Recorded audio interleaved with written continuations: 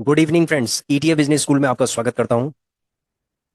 सेबी सेबी ने 68 broker demat को बंद कर दिया है। सेबी का मतलब है security exchange board of India. ये एक रेगुलेटर बॉडी है। जैसे कि पहले हमने बताया था, आप हमारी अगर प्रीवियस वीडियोस देखेंगे तो उसके अंदर हमने बताया था कि सेबी कौन है। SEBI SEBI security exchange board of India है। ये एक नेशनल रेगुलेटर है। ये जितने भी ब्रोकर्स हैं, नेशनल स्टॉक एक्सचेंजेस हैं, ठीक है, जो उससे रिलेटेड जो पॉलिसीज हैं उनको पूरा रेगुलेट करती है। ये चेक करती है कि कोई गड़बड़ तो नहीं कर रहा है, कंप्लायंस को कोई ब्रीच तो नहीं कर रहा है। ये सारी चीजें सेबी चेक करता है। अभी सेबी ने ये चेक किया है कि बहुत सारे, जैसे कि मैंने आपको ये भी बताया था कि ब्रोकर की पूरी बाढ़ आ गई है। ठीक है, अब बाढ़ आ गई है तो प्रॉब्लम ये है कि इतने सारे जो ब्रोकर्स हैं, सबसे पहले क्या होता है कि जो ब्रोकर्स हैं वो अपने आप को एफिलिएट तो कर देते हैं, यानी कि वो अपनी एलिजिबिलिटी पूरी करके और रजिस्ट्रेशन करा लेते हैं और सारी चीजें ओके हो जाती हैं। उसके बाद क्या होता है कि ये लोग कंप्लायंस को फॉलो नहीं करते हैं। जब ये कंप्लायंस को फॉलो नहीं करेंगे तो सेबी इनको ब्लैक लिस्ट कर देगी। तो इन्होंने, सेबी ने क्या किया है, इनको कैंसिल कर दिया है। ठीक है, इनका लाइसेंस कैंसिल कर दिया है। अब प्रॉब्लम ये है कि जब सेबी ने इनका लाइसेंस को जब कैंसिल कर दिया है तो अब इसमें जो इन्वेस्टर होंगे, जिन्होंने इन डीमेट अकाउंट के अंदर जिन्होंने अपने अपना इन्वेस्टमेंट किया होगा, अब उन इन्वेस्टर्स का क्या होगा। ठीक है, वो बेचारे कितने टेंशन में होंगे। फ्रेंड्स, ऐसा है कि इसीलिए कहा जाता है कि यदि आप किसी भी ब्रोकर के साथ अगर आप रजिस्ट्रेशन कर रहे हैं, अपना डीमेट अकाउंट खुला रहे हैं, तो सोच समझ कर आप खुलवाइएगा। It is a part of risk management. ये रिस्क मैनेजमेंट का एक बहुत बड़ा एरिया है, बहुत बड़ा पार्ट है। इसके अंदर आपको बहुत ही ध्यान रखने की जरूरत है कि कौन सा डीमेट अकाउंट सबसे अच्छा है। क्योंकि अगर सेबी इस तरीके से एक्शन लेगी जो नॉन कंप्लायंस के ऊपर, तो ब्रोकर बंद हो जाएगा और इन्वेस्टर को सफर करना पड़ेगा। तो यहाँ पर जितने भी इन्वेस्टर हैं इन सबको सफर करना पड़ेगा। देखो, इनको पैसा इनका मिलेगा या इनके जो इनके स्टॉक्स हैं, जो इनका एसेट है, ईटीएफ जो भी कुछ है, यानी जो भी इन्वेस्टमेंट है वो कहाँ जाएगी, अब यानी कहाँ पर गई होगी, उस चीज को किस तरीके से रिकवरी की जाएगी। ठीक है, उसका सारा जो प्रोसीजर होता है वो सेबी बताएगा। और लोगों को सेबी को अप्रोच करना चाहिए इस केस में कि किस तरीके से वो अपने फंड्स को रिकवर करेंगे। ठीक है, कोई ना कोई गाइडलाइंस सेबी जरूर इशू करेगा, जिसके थ्रू ये जो इन्वेस्टर्स हैं, इनकी जो इन्वेस्टमेंट है उसको प्रोटेक्ट किया जाएगा। ठीक है, इस तरीके का जो इश्यूज होते हैं वो सेबी करता है, यही रिस्पॉन्सिबिलिटी सेबी की होती है। ठीक है फ्रेंड्स, अब देखो, इसके अंदर आपको ये चेक करना है कि हम एक लिस्ट आपको बता रहे हैं जिसके अंदर 60 जो ब्रोकर्स हैं, उन्होंने डीमेट, उनके डीमेट अकाउंट बंद हो चुके हैं, बंद कर दिए हैं सेबी ने। अब हम वो डीमेट अकाउंट आपको दिखा रहे हैं, या वो ब्रोकर्स आपको पार्ट, इनको डीपी कहते हैं, यानी डिपॉजिटरी पार्टिसिपेंट्स। तो लिस्ट आप देख लीजिए, कहीं इनमें से आपका तो नहीं है। फ्रेंड्स, ऐसा है कि जो लिस्ट है, यानी entities affected by SEBI's cancellation, तो वो लिस्ट यहाँ पर आपको दिख रही होगी। हम इसको थोड़ा बड़ा कर देते हैं। ये देखिए आप, list of stock brokers, bezel stock brokers private limited, reflection investments, action financial services India limited, Sampoorna portfolio limited, Vineet securities private limited, quantum global securities limited, well India securities limited, we rise securities private limited, credential stock brokers limited, Aanya commodities private limited, amber solutions private limited, Arcadia share and stock brokers private limited, CM Goenka stock brokers private limited, destiny securities limited, Bhavesh Dheeraj Lal stock broking company limited, enrich fin and securities limited, first futures and stock private limited, Ganga Yamuna finvest private limited, gem equities and securities private limited, Indo vision securities limited, Olympia securities limited, century consultants limited, Marfin India limited, micro forex equity and derivatives private limited, money flow securities private limited, Mousumi Dev Roy, orient capital markets private limited, Orion capital and debt market, Parikh and Shah fin waste private limited, Prem Somani share broker private limited, prime broking company limited, Rusoday securities limited, SAARC net limited, star share stock brokers limited, unicorn securities private limited, wealth mantra limited, Yuvraj securities classic share and stock broking services limited, grow grow value securities private limited. तो friends, ये 39 तो हैं। उसके अलावा जो commodities brokers हैं उनकी भी लिस्ट है।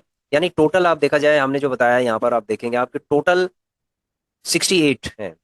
ठीक है, ये देखेंगे आप, टोटल 68 है, तो 68 के नाम हम इसके अंदर आपको बता रहे हैं। ये स्टॉक ब्रोकर्स हैं जिनका रजिस्ट्रेशन कैंसिल हो गया है, ये 39 है। 39 के बाद है लिस्ट ऑफ कमोडिटी ब्रोकर्स हैं, wealth mantra commodities private limited, Sampoorna Comtrade private limited, Chaitanya commodities private limited, DVK pulses online trading company, Infonec India financial services private limited, financial leaders commodities, well India commodities private limited. तो ये तो हो गए 7 आपके commodities brokers. उसके बाद है list of depository participants. देखो फ्रेंड्स, ये डिपॉजिटरी पार्टिसिपेंट्स वो होते हैं जो डीमेट अकाउंट खोलते हैं। ठीक है, आपका डीमेट अकाउंट इन्हीं डिपॉजिटरी पार्टिसिपेंट्स में खुलता है, उनको DP कहते हैं।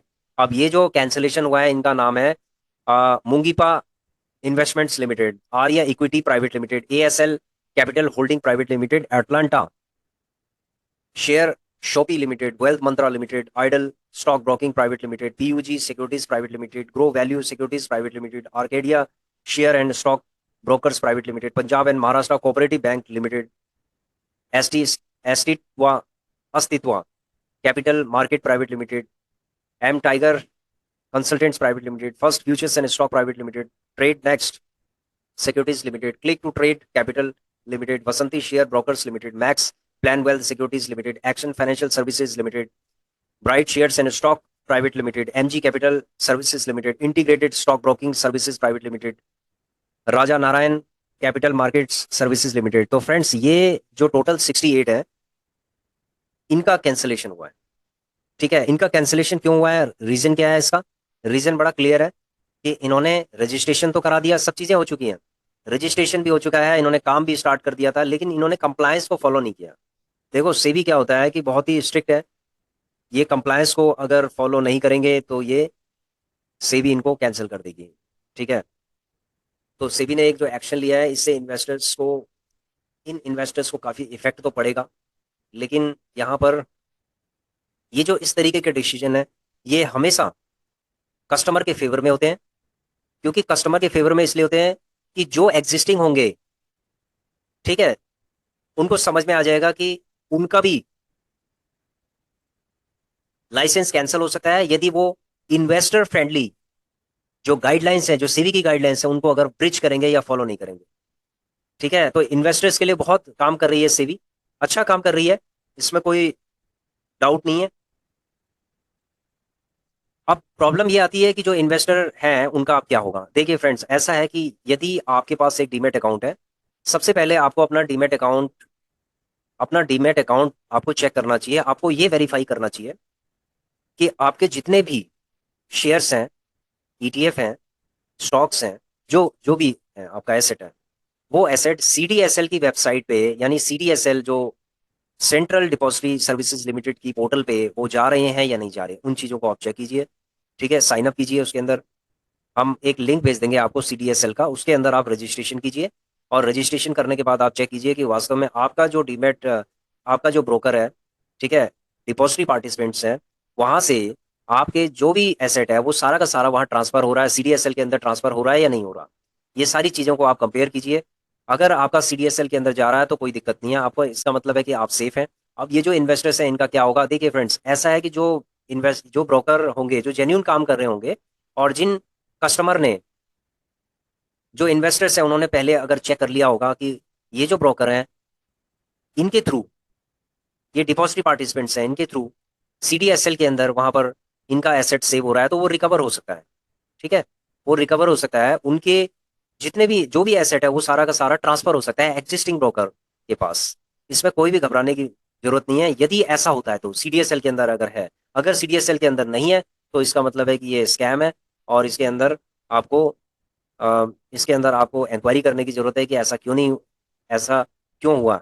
ठीक है, क्योंकि CDSL एक सेंट्रल डिपॉजिटरी सर्विसेज लिमिटेड, जो कि गवर्न ऑर्गेनाइजेशन है, यानी गवर्नमेंट इसको कंट्रोल करती है, गवर्नमेंट इसको होल्ड करती है, और जितनी भी होल्डिंग्स है लोगों की CDSL के अंदर हमेशा जानी चाहिए।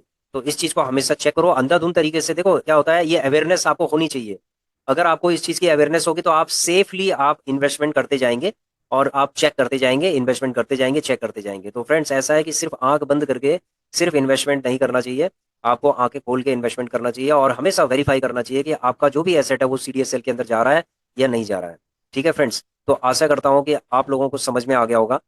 कि यदि स्टॉक ब्रोकर है वो अगर या डिपॉजिटरी पार्टिसिपेंट्स है अगर बंद भी हो जाए तो आपको पहले से ही तैयारी करना है, आपको देखना है, चेक करना है कि भाई आपका जो ब्रोकर है वो डिपॉजिटरी पार्टिसिपेंट्स है, आपका सारा एसेट वहां सीडीएसएल के अंदर ट्रांसफर हो रहा है या नहीं हो रहा। ये सारा आप खुद भी चेक कर सकते हैं, अपने आप चेक कीजिए इसको।